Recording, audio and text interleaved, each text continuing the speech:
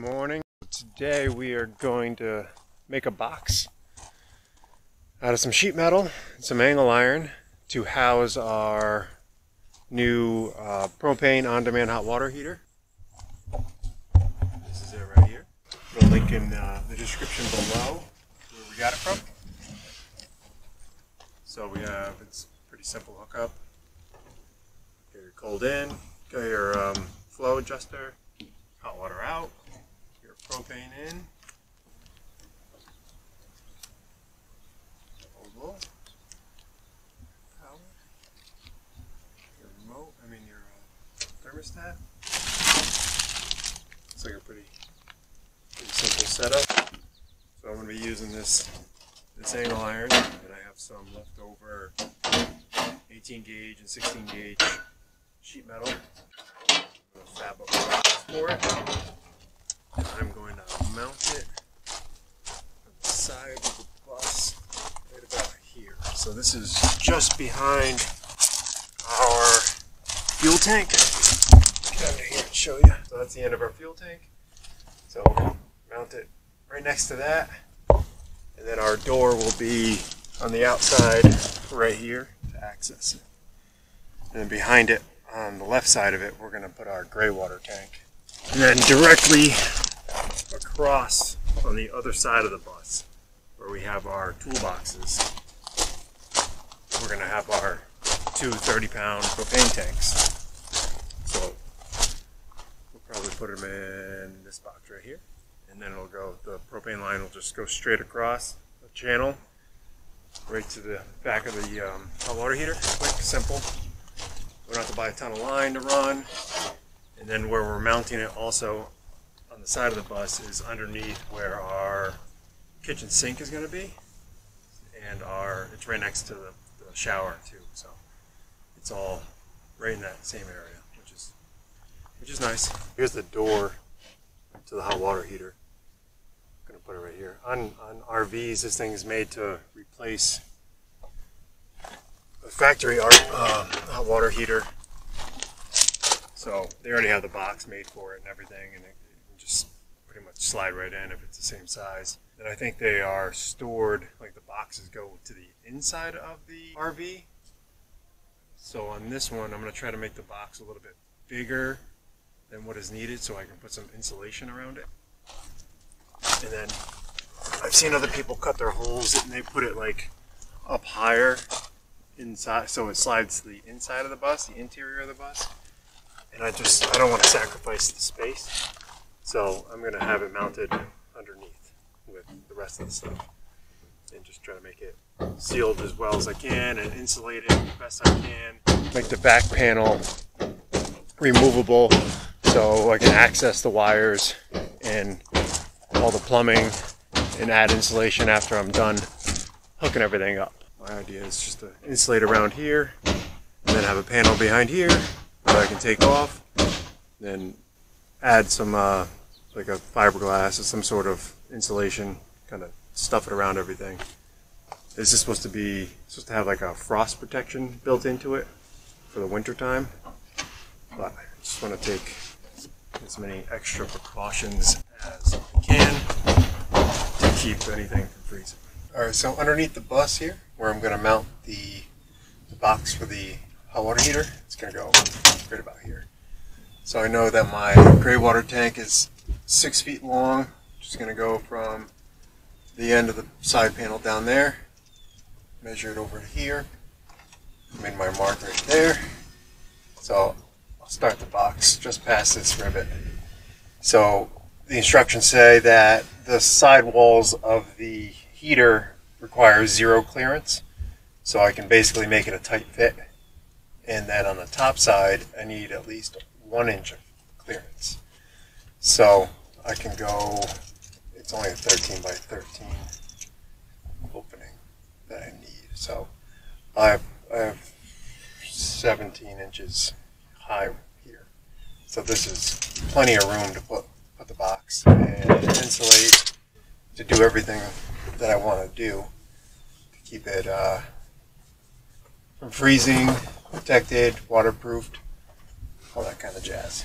This is the angle iron I'm going to use to frame out a box. And it's 18 gauge, 1.25" angle iron you can buy at Home Depot or Lowe's. So instead of cutting individual pieces for your sides, your bottom, your top, that kind of stuff, what I did was I cut one side. So then stick it in my bench vise, and I'm able to bend it and keep a nice, pretty clean corner. So I'll do this one. Let's see if I can do it right now. Use my leg. Alright.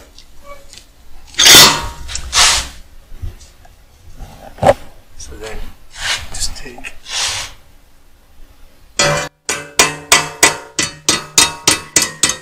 bend that side in, take the top side out a little,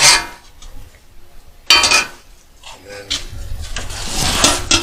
just fold it over like that.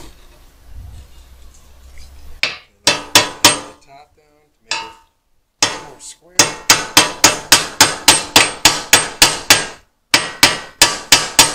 And there we have that.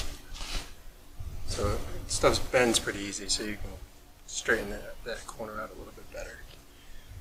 So you can weld this, tack it in the corners if you want to, or you can rivet the corners. You can rivet your steel on. You can tack weld your steel on. So you should do 4 sides. I didn't come up with this idea until I got to this point. So the rest of them I'm going to have to weld, but it's all right. So after we've bent up our corners, I added the 4th side that I already cut separately. Then I just used the framing square and some clamps. Got it squared up, got it clamped down.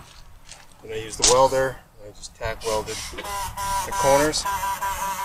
And that'll be one side of our box. So here's my box for a hot water heater. Might be a little out of square, but that'll be fine. We'll make it work.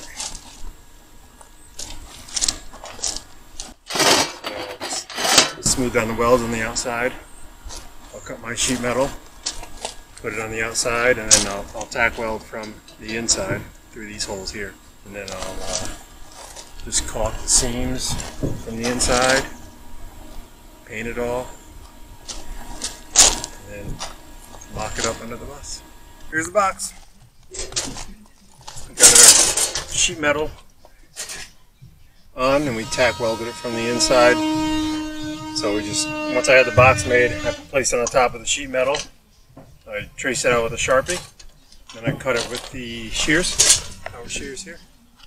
Very handy.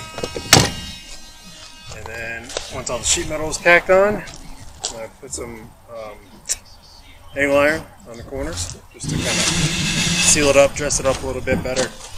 As for the back panel down there, that's going to be removable to make access to the electrical and plumbing much easier. What I'm going to do is I'm going to put some 1/4 inch or 5/16 bolts through the holes. I'm going to tack weld them on the inside. That way it's just a stud on the outside that I can remove with just some wing nuts. So that'll be nice and accessible underneath the bus. So just a tip, if you do the same thing I did with the studs and the removable back panel, make sure you make your holes bigger than the bolt. So if you use a 5/16 bolt, you want to use like a 3/8 drill bit for these holes.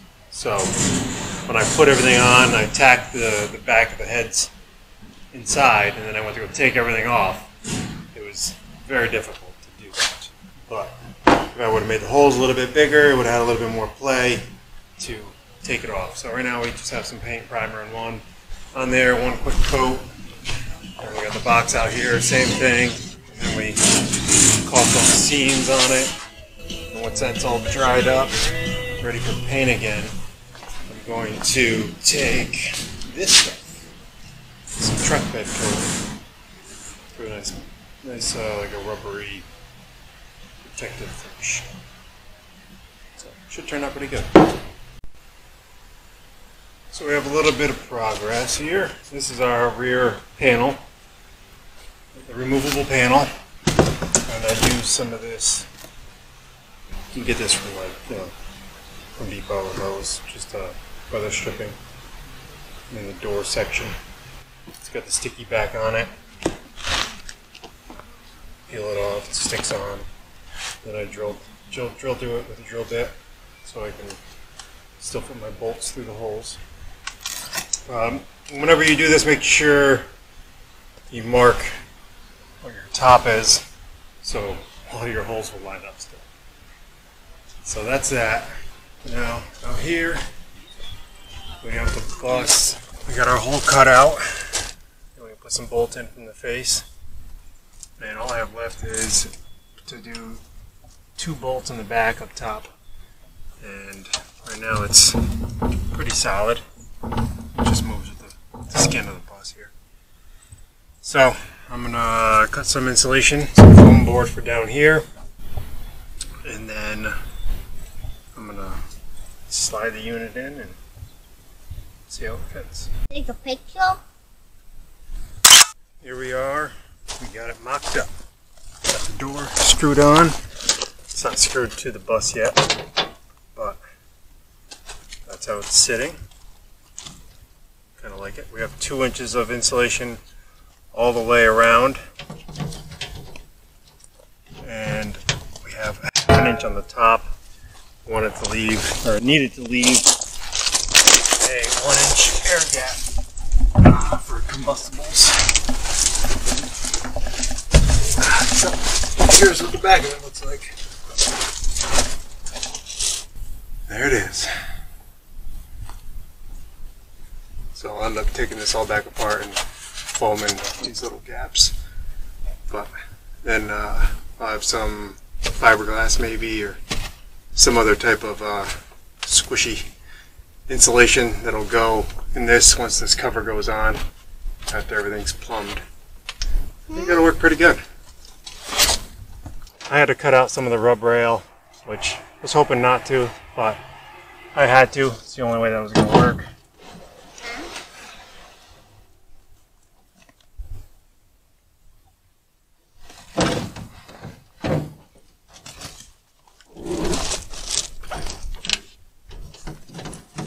There it is.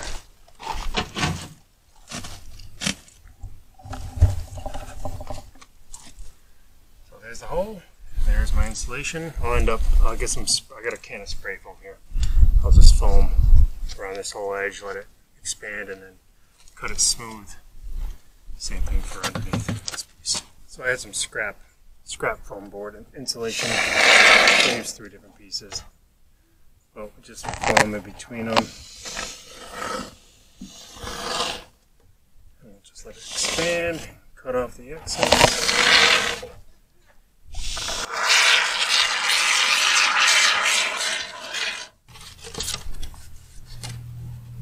Or just forward.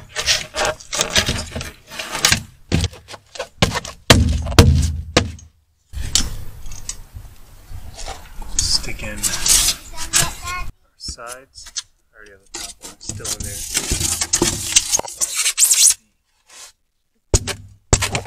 Top one in. Then I'll foam this. And the same on the other side.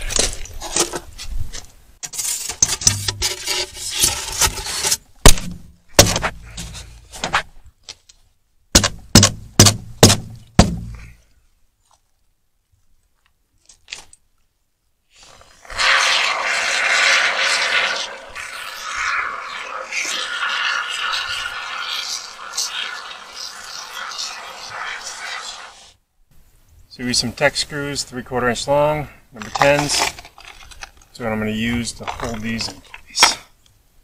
Suppose you could use rivets too, but if you ever had to change this and you got to drill out all the rivets, that could be a pain. Oh, you know what I forgot?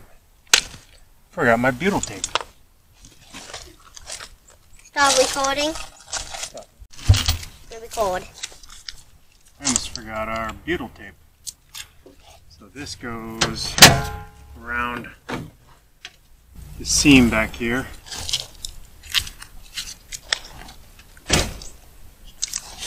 Make it watertight.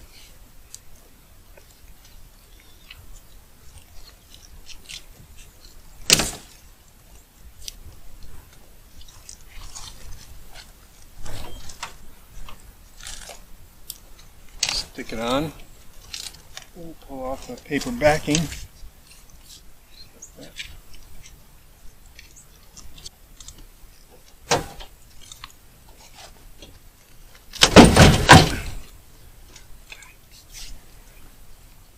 You done yet? Now we're going to screw it in. Okay.